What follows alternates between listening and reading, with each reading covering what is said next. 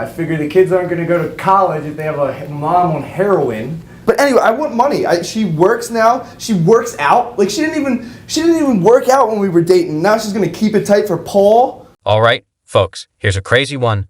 Joseph has been handling everything on his own, raising the kids without any help. Meanwhile, Martha thinks she shouldn't have to pay child support. Classic, right? But Joseph isn't letting this slide. He totally loses it in court, interrupting the judge and calling her out for it. So, what do you think? Is he out of line, or is he just fed up with how unfair this situation is? Let's get into it and find out. Mr. Malkovich, am I saying it correct? Yes. Okay, you brought this case before the court. What's going on? Where do I start? At the beginning. Okay.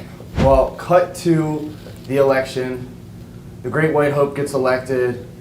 I thought our household would be happy about it. I find out I'm married to a libtard. And she starts going off the handle, and like eventually she's just partying and doing all this nonsense and gets on H, smack, like a loser, and goes off the rails, leaves me, we got 2 kids, 2 and 5-year-olds, and just leaves me to take care of these kids. So okay, I'm like, okay, fine. Okay, so now we're getting into the important part of your story. What do you mean? I'm giving you backstory. Isn't that what you're here? Don't you need context? Yeah, but all the name calling and name calling. jabs, I'm just telling you. I'm giving you context. Okay. This idiot needs to go to. Okay, you refer to her by her name. What is your name? Martha. You will refer to her as Martha. Martha. Okay? She will not be a libertarian, whatever you said, and an idiot. Took her to rehab, which cost $20,000. Okay. That was all of our savings, all of our money. It's supposed to be the kids' college fund, but I figure the kids aren't going to go to college if they have a mom on heroin. Pretty bad example. So let's get it situated. But she got the help, right? Yeah, she got the help. Okay, so she that's joined what's the cult. important. She drank the Kool-Aid. She stayed longer than her stint. Met some guy named, what's his name? Paul. Met Paul. You know, the globe-trotting Paul. What was Paul into, huh? Meth? Whatever. They're clean and sober together. She comes back, you know, after spending an extra Mr. Malkovich. What? Excuse me? Yes, I mean... Did you come here to waste my time? What is it that you want me to do? Oh, okay. She's now got her life together. Her and Paul got a little apartment. I let her see the kids every now and then, you know, make sure that, you know, I'd leave them unsupervised sometimes. Not to mention, then when I do that, she's on Instagram with these weird friends, they're rehab people, introducing them to our kids. But anyway, I want money. She works now. She works out. Like she didn't even work out when we were dating. Now she's gonna keep it tight for Paul. This situation just keeps getting wilder. Joseph goes off in court, calling his ex-wife a complete liar. While he was busy being a dedicated husband and dad, she was out partying and using heroin. Yeah, you read that right. They had 2 kids together, and she just bailed, leaving him to handle everything. In court, Joseph starts talking back to the judge, saying, "I'm giving you context," like he's defending himself. He even calls her an idiot. And here's the kicker. He spent their kids' entire college fund, $20,000, to get her into rehab. Why save for college when their mom's out of it on drugs? After she gets clean, what does she do? She hooks up with some guy named Paul in rehab, and now they're living together in their own apartment. Joseph says since they split, she's suddenly obsessed with working out and staying in shape for Paul. This whole thing is just unbelievable. Mad about that. Yeah, who wouldn't be? I spent all my money in just to fund a heroin addiction, and now she comes back and she's all, "Joe, you got her life together," and I'm like, well, okay, you know, I'm a good guy about it. She can see the kids, you can take them to Brahms, all that kind of nonsense, but you know, if she's going to participate in their lives, I need a little bit of cash. Ma'am, I just want to see my babies. I was just getting ready to cut him off and move to you. Martha, you just want to see your children? Yes, please. Okay, and do the children live with him? That's a yes?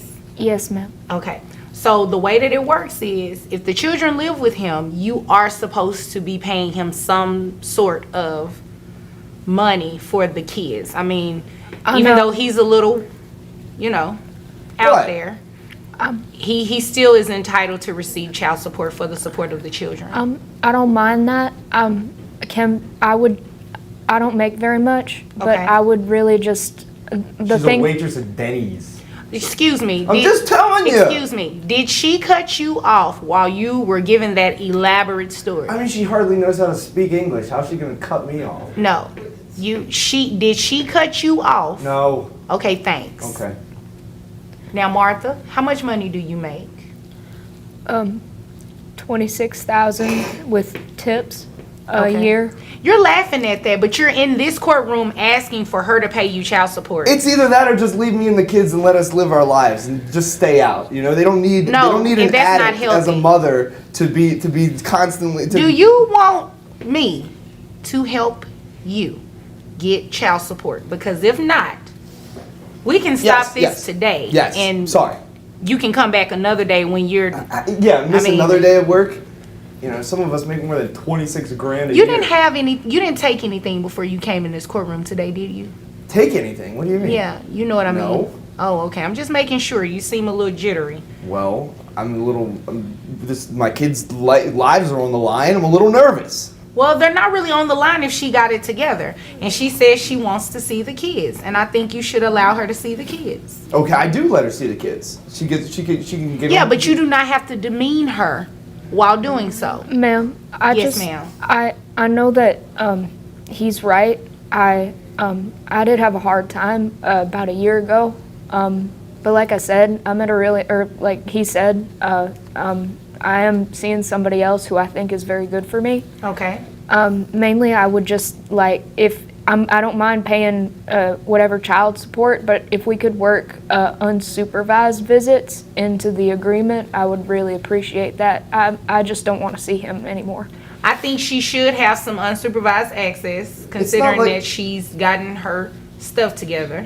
Well, how does that work? I mean, because who decides that? Like, can the first one be with another third party that comes? I don't think that's necessary. You're suggesting that I leave my children alone with her, right? Like, she could go to a park and there's some dude peddling H, and then all of a sudden she's passed out in the gutter and one of my kids is getting hit by a car. Like, Okay. it's I'm going to stop you right there. unfathomable. I'm going to stop you right there. Yeah.